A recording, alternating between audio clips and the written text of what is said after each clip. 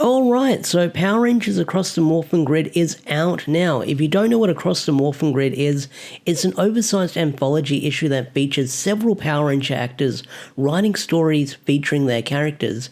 You've got David Yost writing a story about Billy, Walter Jones writing a story about Zach, Steve Cardenas writing a story about Rocky, Nikita Maurice writing a story about Tanya, and you've got Megan Camarena writing a story about Chloe from Hyperforce. Not only that, you've also got Matt Groom and JD Stutfin helping along with these stories as well. Now, much like what I did last year with the Mighty Morphin Power Rangers 30th anniversary one-shot comic that came out last year, I'll be covering each one of these stories in separate videos.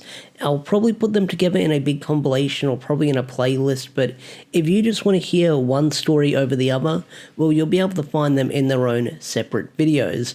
Also, special thanks to Boom Studios for sending me a review copy of Across the Morphin Grid, much appreciated.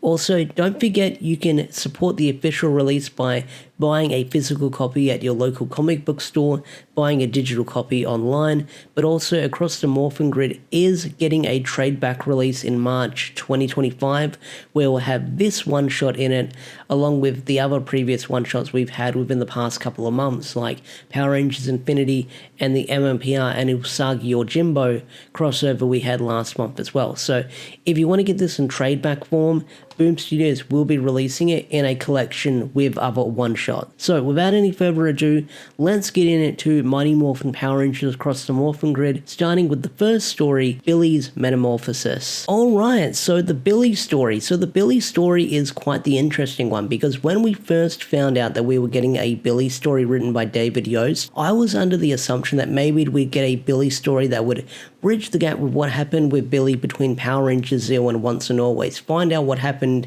during those in-between years that led up to Once and Always. Like maybe Billy finding out that Zordon sort of had his tube cracked and he's trying to resurrect him, or Billy starting up Cranston Tech, which made him want to revive Zordon, or what Billy was up to on Aquitar or something like that. I thought we'd be getting one of those stories, but what we get is we have Billy going on this space journey trying to protect the Power Eggs from this alien race, which is crazy to say out loud with the Power Eggs, because once again the Power Eggs are playing another role in another Power Rangers comic. I mean, they played a big role in Darkest Hour, and although they don't play like a super duper massive role in this one shot, they do play an important role where we get some lore dropped on them in this one shot as well, where we find out that the Power Eggs are the life within the universe, and without them life ceases to exist, and we get the classic line of those who control the eggs control the universe. So we've got some Highlander shit going on with the Power Eggs right now.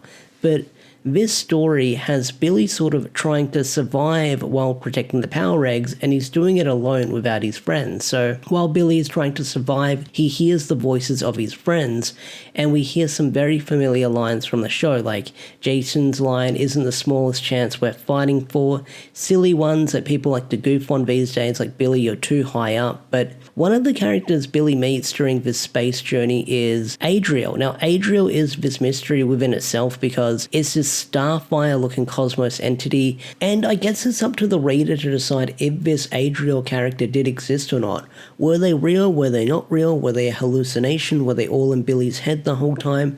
It's hard to say, but as soon as Billy meets this character, you get some amazing artwork where Billy is just running across the planet, and in the background, off in the distance, you see the sort of cosmos, the universe, the space behind them, having the MMPR colors for these different planets, and it's really freaking cool because Billy is doing this alone. He usually relies on his friends. This is like the first big mission he's had without him. He kind of wishes they were here, but he's doing this on his own, and you kind of get all these colors that reminisce of the MMPR colors. Now, on the last few pages, you have Billy cornered by this alien army on the edge of the planet, and Adriel tells him to jump, because when he jumps, he'll be jumping into the center of the universe, and he'll be able to deliver the eggs to the Morphin Masters. So Billy's cornered, and he does take the plunge because he does have the guts to jump down.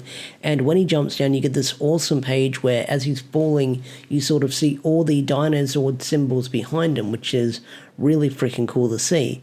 But when Billy wakes up on the next page, you find out that he's in a hospital bed and he goes by Commander Cranston. So Billy being on the space adventure, Billy working on the space mission, you find out that he's worked his way up to the commander role, which is really cool to see. But Billy gets a video call from Tommy, and here you get a glimpse of where the timeline is within this one shot, because Billy makes a comment that Tommy is studying for his doctorate. So this is Tommy, fresh off Turbo, going into Dino Thunder. He's studying to get his doctorate so he can be doctoral, of course, which is really cool to see. But during Billy's space adventure, he gets one of his photos torn up and basically destroyed. And it's a photo of him and all of his friends, but Tommy sends him another one. And Tommy tells Billy that his friends will always be with him. And that's where the one shot ends, where Tommy says, "Hey, we're always going to be with you," and Billy reassures him by saying, "Yes, you are," and he's got a smile on his face, and that's where it ends. So it's a really nice one shot, and it's a really great Billy story as well. I mean, you get to see Billy being this badass out in space. He's got a pistol, he's got a blaster, he's off having space adventures, and it's Billy sort of becoming more dependent on his own. I mean, even though his friend Franklin does die at the start of the issue, this Spock-looking guy does die at the start of the issue, this is sort of Billy on his own journey of self-discovery. But even though he's doing things alone, his friends are always going to be there with him in spirit, no matter where he is. So it was a really nice Billy story, and I definitely got a kick out of it.